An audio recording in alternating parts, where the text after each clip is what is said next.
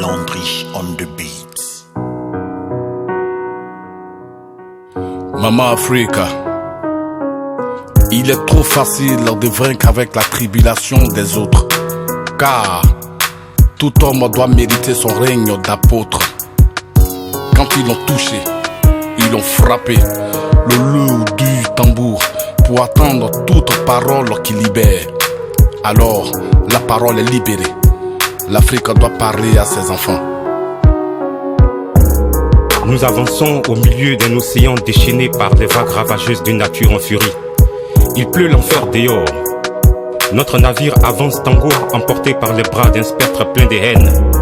Là, au milieu de nulle part, tenant de part en part un gouvernail vacillant à la recherche des remparts. Nous sommes au bord de la détresse.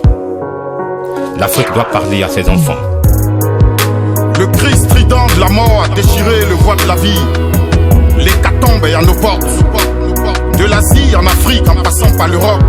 Les cadavres changent sur les hôpitaux et les morgues, entraînant ainsi des océans d'eau salée. Le coronavirus a mis le monde à ses pieds. Oui, le monde s'effondre. Notre union face à ce tueur silencieux, à la face hideuse, sera la différence. L'Afrique doit parler à ses enfants. Oui, avant qu'il ne soit tard, arrêtons les comportements qui nous mettent en retard. Il vient de loin, mais chaque jour, il gagne du terrain. Il pourrait être chez ton voisin, chez ton ami, ou même ta chérie sans que tu ne le saches. Il pourrait te rendre malade, t'affaiblir, te détruire, jusqu'à ce que ta vie te lâche. Il est silencieux, mais il fait beaucoup de bruit. Il est invisible, mais on le voit, même la nuit. Il est imprévisible et il pourrait facilement te contaminer. Il a pour alliés les plus indisciplinés.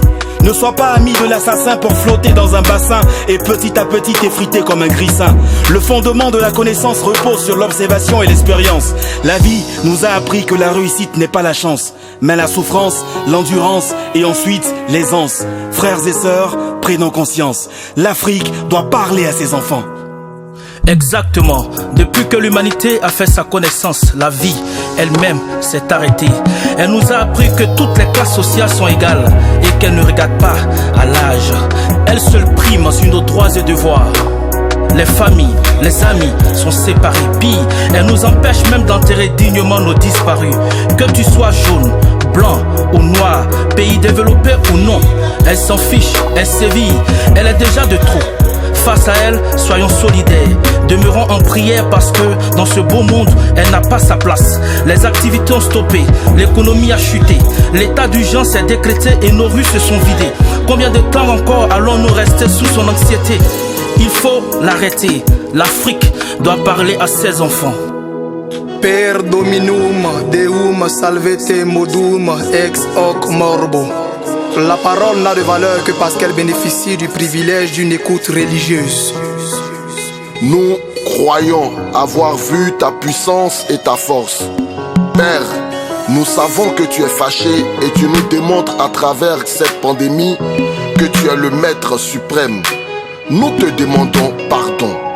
Nous avons péché. Pardonne-nous. Nous sommes fatigués. S'il te plaît, libère le monde de cette pandémie. Nous voulons retourner au travail et vaquer à nos occupations. Père, regarde comme cette dangereuse maladie a empêché les chrétiens du monde entier à célébrer la Pâque et est en train d'empêcher les musulmans de bien passer ce mois de Ramadan. Pardonne-nous, Père. Nous voulons vaquer à nos occupations. Nous voulons aller te dire merci tous les vendredis et dimanches. Nous sommes en genoux. Nous te demandons pardon. L'Afrique doit parler à ses enfants. Jeunes de Côte d'Ivoire, d'Afrique et du monde entier, l'avenir c'est nous. Nous sommes condamnés à adopter des comportements responsables. Après la naissance, on se cultive, se développe pour enfin devenir un décideur. Une crise économique risquerait de prendre le dessus sur cette crise sanitaire si nous ne respectons pas les mesures barrières, afin d'éviter la propagation de ce virus mortel appelé coronavirus. Soyons des exemples aux yeux de nos petits frères. Évitons les rassemblements, évitons les accolades et ambassades. Portez un cache-nez lorsque vous sortez de chez vous. Évitez de vous serrer les mains. Surtout, évitons la désinformation sur les réseaux sociaux. jeunes de Côte d'Ivoire, l'Union nationale des animateurs événementiels et culturels de Côte d'Ivoire te dit ceci.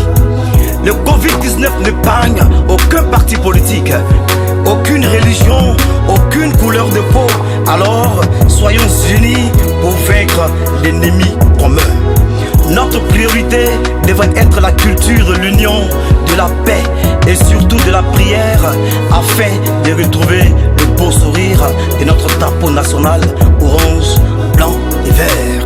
L'Afrique a parlé à ses enfants.